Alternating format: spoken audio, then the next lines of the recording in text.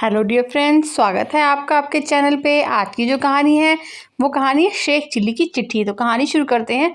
Sheikh chilli का भाई दूसरे गांव में रहता था। दोनों चिट्ठियों द्वारा एक दूसरे की खैर खबर लिया करते थे और जब भी मौका मिलता एक दूसरे के गांव जाकर मुलाकात भी कर लिया करते थे। एक दिन भाई के बीमार हो जाने की खबर शेख चिल्ली को मिलती है। उसने सोचा कि चिट्ठी भेजकर उसकी खैरियत पूछ लेता हूँ और चिट्ठी लिखने बैठ जाता है। चिट्ठी लिख लेने के बाद उसे भेजने की बारी आती है। उन दिनों आजकल की तरह डाक सुविधाएं नहीं थी। लोग आने जाने वाले मुसाफिरों के हाथों चिट्ठियां भिजवाया करते थे। शेख चिल्ली के गांव के लोग वहां के नाई के हाथों ही चिट्ठियां भिजवाते थे और बदले में उसे कुछ पैसे भी दे दिया करते थे। चिट्ठी लेकर शेख चिल्ली नाई के पास पहुंचता है, लेकिन नाई भी उस वक्त बीमार चल रहा था। उसने चिट्ठी पहुंचाने से मना कर दिया। शेख चिल्ली ने बहुत ढूंढा, लेकिन उसे गांव में कोई भी दूसरा व्यक्ति नहीं मिलता है जो चिट्ठी पहुंचाने के लिए तैयार हो। अब शेख चिल्ली क्या करे? उसने सोचा कि अब तो कोई चारा नहीं है, मुझे ही भाईजान के पास जाकर चिट्ठी पहुंचानी पड़ेगी।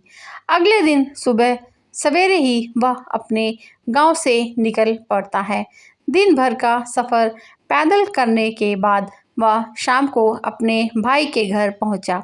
वहां अपने भाई के घर जाकर उसने दरवाजे पर दस्तक दी। भाई ने दरवाज़ा खोला। सामने देखा शेख चिल्ली खड़ा हुआ है। वह कुछ कहता उसके पहले ही शेख चिल्ली ने उसके हाथ में चिट्ठी थमाई और वापस लौटने लगा।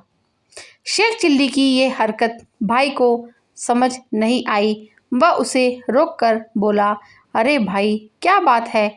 इतनी दूर से मेरे घर आया है और मुझे देखकर उल्टे पांव वापस जा रहा है।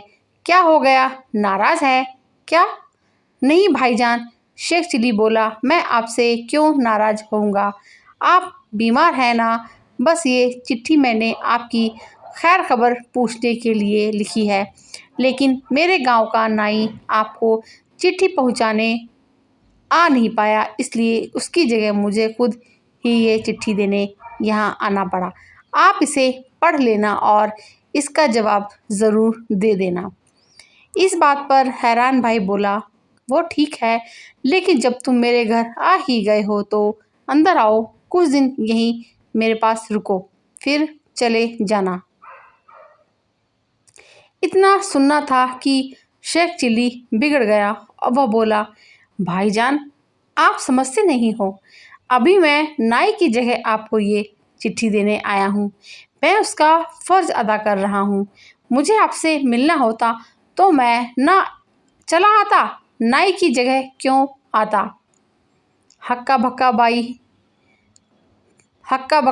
भाई कुछ कह नहीं पाया और शेख चिल्ली वापस चला गया।